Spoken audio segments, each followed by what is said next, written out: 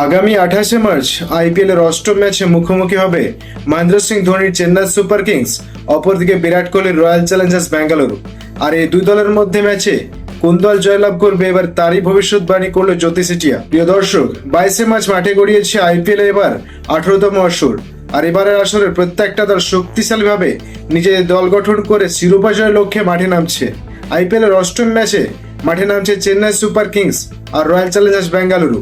যেহেতু বলা যাচ্ছে এই দুই দলের মধ্যে একটি হাড্ডাহাড্ডি লড়াই হবে, কেউ কাউকে ছাড় দিয়ে কথা বলবে না। আইপিএল এখন পর্যন্ত এই দু দলের মধ্যে 31 বারের দেখায় 21 বার জয় পেয়েছে মহেন্দ্র সিং ধোনির চেন্নাই সুপার কিংস, অপরদিকে 10 ম্যাচে জয় পেয়েছে বিরাট কোহলির রয়্যাল চ্যালেঞ্জার্স বেঙ্গালুরু। কিন্তু বর্তমানে শক্তিমত্তার দিক দিয়ে এই দু দলের মধ্যে কোনো দলই কম শক্তিশালী নয়। আর এবারে এই দু দলের লড়াইয়ে কোন দল জিতবে জানিয়ে দিল জ্যোতি সিটিয়া। প্রিয় দর্শক, জেনে রাখা ভালো, এই জ্যোতি সিটিয়া এর আগের ম্যাচের আসরে যতগুলো ম্যাচে ভবিষ্যৎবাণী করেছে তার প্রায় সবকটি সঠিক হয়েছে। আর এবারে এই 18তম আসরের অষ্টম ম্যাচকে নিয়ে ভবিষ্যৎবাণী করছে জ্যোতি সিটিয়া। জ্যোতি সিটিয়ার ভবিষ্যৎবাণী হতে জানা যায় এই ম্যাচে বিরাট কোহলি রয়্যাল চ্যালেঞ্জার্স বেঙ্গালুরু জিততে চলেছে। প্রিয় দর্শক, আইপিএল এর অষ্টম ম্যাচে কোন দল জিতবে বলে আপনি মনে করছেন তা অবশ্যই নিচে কমেন্ট করে জানাবেন।